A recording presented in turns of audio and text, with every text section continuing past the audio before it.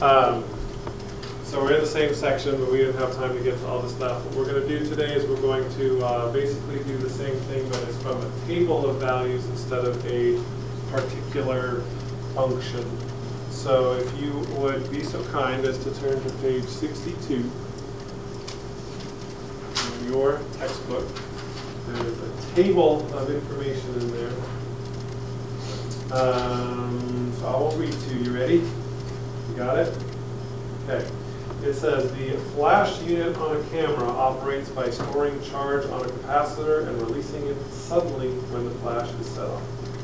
The data in the table describe the charge Q remaining on the capacitor measured in microcoulombs, in case you care, at time t, measured in seconds after the flash goes off. Use the data to draw the graph of this function and estimate the slope of the tangent line at the point where t equals 0.04 seconds. Okay? And in this case, like we talked about in the other one where we were figuring out the slopes between the two different points, we were coming up with the average velocity, and we were trying to use those to find the instantaneous velocity.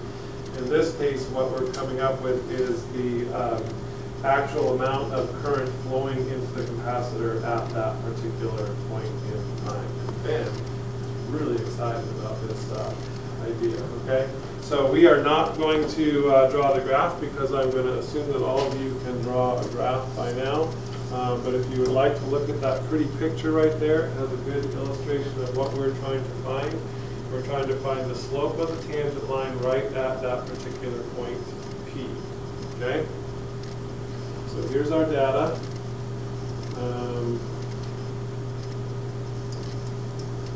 How much charge is remaining in the capacitor?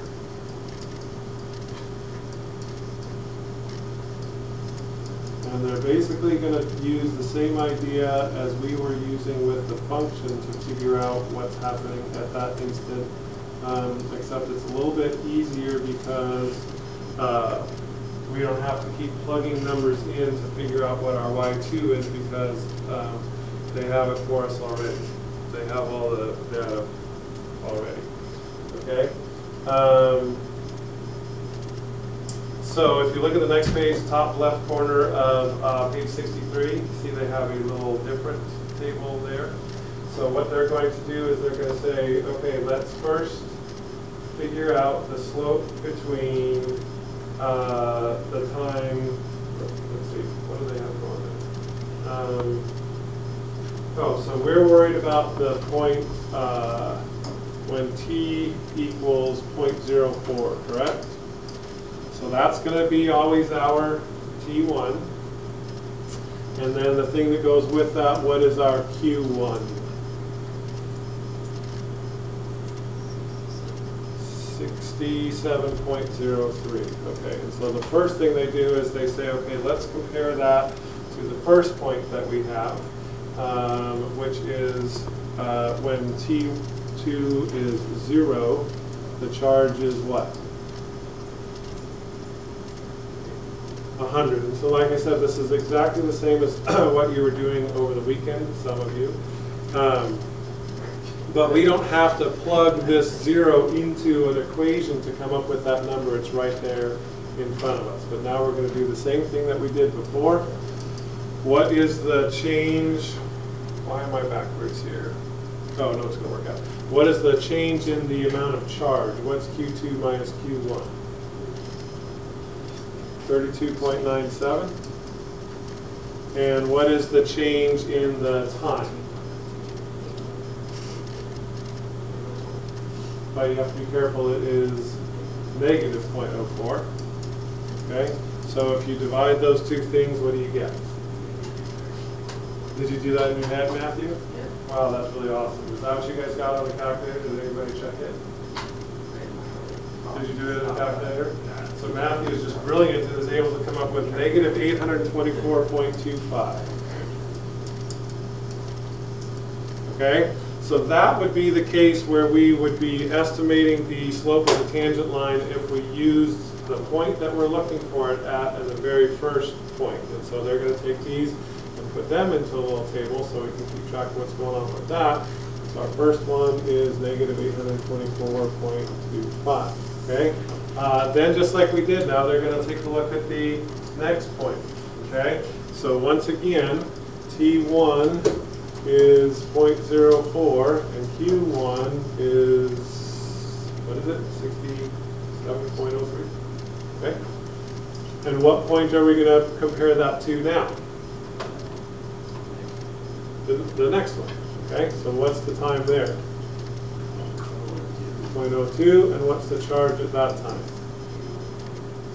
81.87, so they go through the process again, and then they figured it out for us. That comes out to be negative 724. Okay, so does that make sense, what they're doing here? Okay, then the next one, if we were to do this again, T1 is 0.04 still, because that's the point or the time that we're trying to figure this out at. Then I have to skip that, right? Because I can't use the same point as my T2. So what would my next T2 be? 0.06. This time we're going to go to the other side of it. And at that time the charge is 54.88, right? And so they figure that out, and they come up with a charge of negative 607.5. That one above is Oh, okay. Dyslexic, no.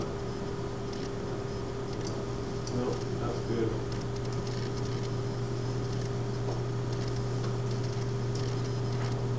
It's a golfer thing. Is it 42? yeah. People say, hey, what'd you shoot today? And you go, I shot at 35. Wow, really awesome. Oh, I'm dyslexic. Okay, and then we don't need to continue doing this, so they come up with the table of information, and the rest of them are, and we'll copy them down, negative 552.5 and negative 504.5. Okay. All right, so are we going to do the same thing we did before now and look at these and say they're getting closer and closer and closer to a specific answer, and so our answer is blah? No. And you can tell that the answer is supposed to be no just by the way that I asked the question, right? How is this different? Right, the value that we were looking for was right here in the middle of these. So these ones were on one side of it, and these were on the other side. So if you looked at this and said, okay, then our answer would end up being negative 500, because that's what it looks like they're going to. What you're answering the wrong question. Is that kind of, I got one guy on board here. You're at least looking at me, so that's good. Anybody else kind of in the fold here a little bit? Yeah? Okay. Zach has no idea what we're talking about. Okay. So you can do a couple of different things here. And what they do is, I believe they just take the, okay, so they're going to look at the 2 points that are right around it, and just take the average of those two. Okay. And if you do that, you come up with negative 674.75. Would be how we would estimate that slope there. Okay. So in reality, since I'm just using these two that are right next to it, did we need to figure out those things there? And you can tell again the answer is no, because of the way I phrased the question. I don't need that. I'm teaching her how to be a bad teacher, how to ask questions poorly. So really you're just looking at the things that are right around the point that you're concerned with and taking the average of that. They do one other thing in here which I'm not a big fan of, and you can look at the graph. I'm not, again, going to try and draw the graph, but they took maybe like a ruler or something and just drew in a tangent line, estimated it, and then drew a little triangle and found the slope of that. But you get into kind of tricky things when you try and do it that way, because it just depends on how you draw your line. So this is the best method for you to use when you're given a table of values and you need to find the slope at a particular point. Find the slope of the one before it, find the slope of the one after it, average them out, and you're good to go. Okay? disappointing, that's all I got for you today, because we just had to wrap up this section. Can we talk for longer about some stuff? No? Do you have some fun things you'd like to talk for longer about? Okay.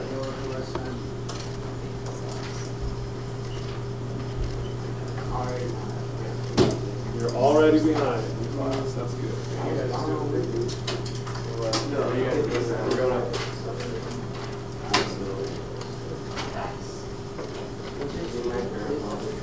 Did you guys do number 8? No? I didn't.